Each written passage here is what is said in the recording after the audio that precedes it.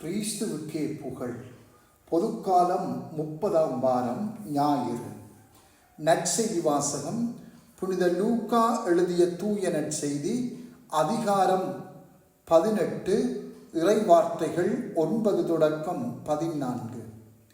அக்காலத்தில் தாங்கள் நேர்மையாளர் என்று நம்பி மற்றவர்களை இகழ்ந்து ஒதுக்கும் சிலரை பார்த்து இயேசு இந்த உவமையை சொன்னார். இருவர் இறைவனிடம் வேண்ட கோயிலுக்கு சென்றனர். ஒருவர் பரிசேயர், மற்றவர் வரி தண்டுபவர். பரிசேயர் நின்று கொண்டு இவ்வாறு இறைவனிடம் வேண்டினார்: கடவுளே, நான் கொள்ளையர், நேர்மையற்றோர், விபசாரர் போன்ற மற்ற மக்களைப் போலவோ இந்த வரி தண்டுபவரைப் போலவோ இல்லாதது பற்றி உமக்கு நன்றி செலுத்துகிறேன். வாரத்தில் 2 முறை நோன்பிருக்கிறேன். என் வருவாயிலெல்லாம் 10 பங்கை கொடுக்கிறேன். ஆனால் வரி தண்டுபவர் தொலையில் நின்று கொண்டு வானத்தை அண்ணாந்து பார்க்கக்கூட துணியாமல் தன் மார்பில் அடித்து கொண்டு, கடவுளே, பாவியாகிய என் மீது இறங்கி அருளும் என்றார். இயேசு, பரிசேயர் அல்ல, வரி தண்டுபவரே கடவுளுக்கு ஏற்புடையவராகி வீடு திரும்பினார்.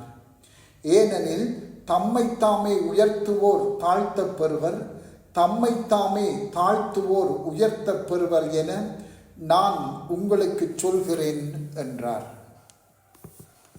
சிந்தனை: எமது செபத்தை நாம் ஆய்வு செய்து பார்க்க பரிசேயர், வரி தண்டுவோர் ஆகியோரின் செபம் எமக்கு ஆதாரமாக தரப்படுகின்றன. இவர்களுள் யாருடைய செபத்தை போல் எமது செபம் கூடுதலாக ஒத்துப்போகின்றது என்பதை நாம் கண்டுகொள்ள வேண்டும். இதற்காக இவர்கள் இருவரின் செபங்களையும் தனித்தனியாக நோக்குவோம். முதலாவதாக, இவர்கள் இருவருடைய மன்றாட்டுக்களுக்கும் இடையிலான வேறுபாடு தாழ்ச்சிக்கும் பெருமைக்கும் இடையிலான வேறுபாடாகும். பரிசேயன் பெருமையினால் நிறைந்து நிற்கின்றான். பெருமை ஒருவருடைய தன்னை பற்றிய அறிவை மறைத்து விடுகிறது.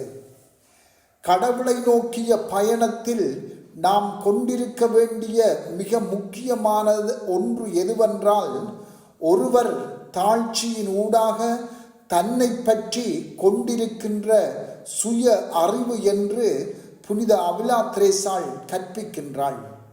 இது இல்லாமல் நாம் தூய்மையில் ஒருபோதும் வளரவே முடியாது என்கின்றார். பெருமை என்ற பாவம் பரிசேயரில் இருப்பது வெளிப்படையாக தெரிகின்றது. அத்தோடு தன்னை பற்றிய அறிவும் அவனுக்கு இல்லை என்பது தெளிவாயுள்ளது. அவனுடைய உடல்நிலை கூட அவனது பெருமையையே வெளிப்படுத்துகின்றது.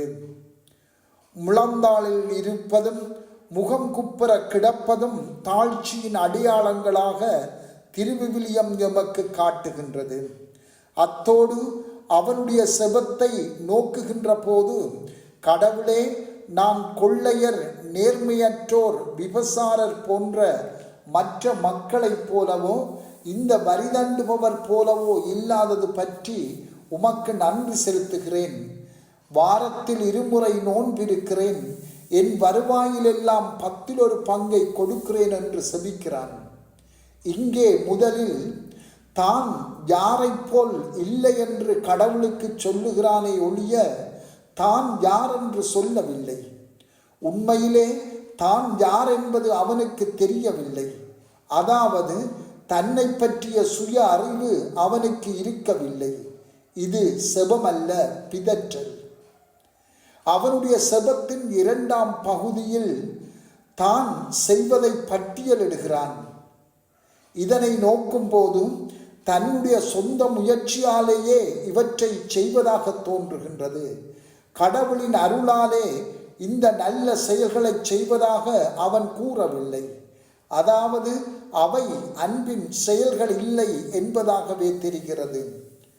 நல்ல செயல்களை செய்ய அவனுக்கு கடவுள் தேவை இல்லை என்பதே அவனது செபம் சொல்கிறது.